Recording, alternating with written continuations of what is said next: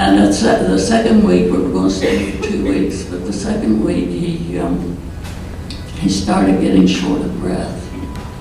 So I took him into Myrtle Beach to the hospital there, and the cancer had eaten through his chest wall, and all of the fluid that he drank he was drowning.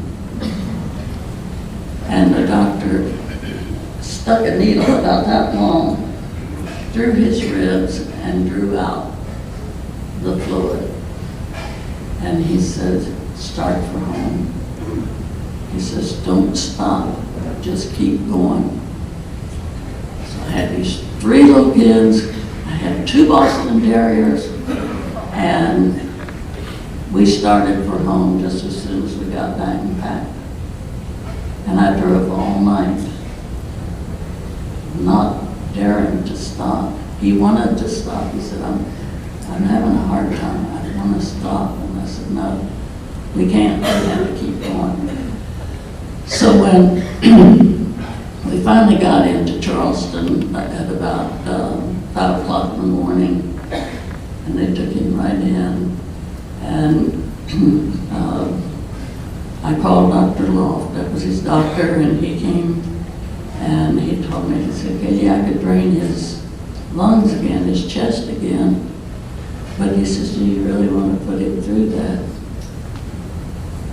I said, no. I didn't want him to suffer.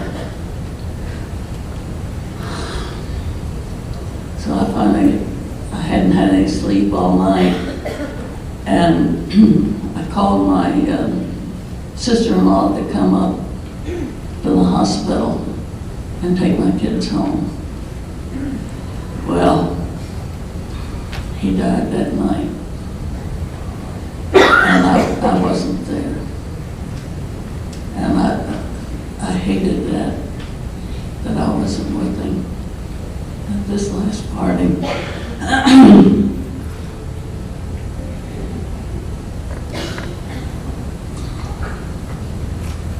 You know, I would have probably followed him if I didn't have those kids. I couldn't imagine life without him. I couldn't imagine. But you know, we've got a thing in AA that's the most beautiful thing in the world. My friend, Judy Taylor, she just died a couple of years ago. Maybe you all knew her from the gratitude dinner I spoke to a couple of years ago in Fort Lauderdale. And she was with me.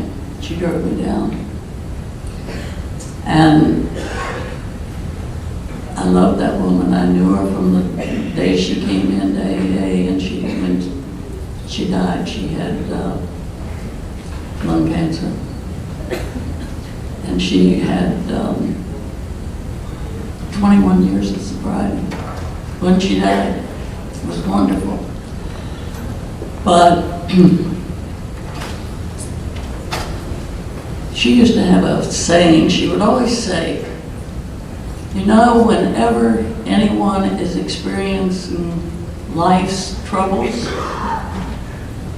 it's like the Old West when they were crossing the country and they said, this is what we'll do when the Indians come.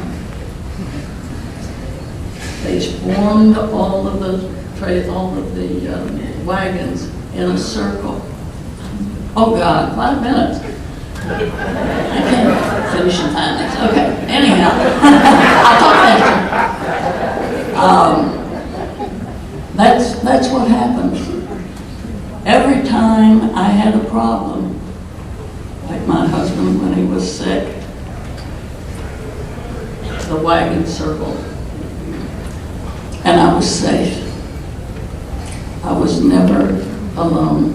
I had these 3 little girls, and I had AA, and it was beautiful. I was so grateful for the friendships that I had in AA.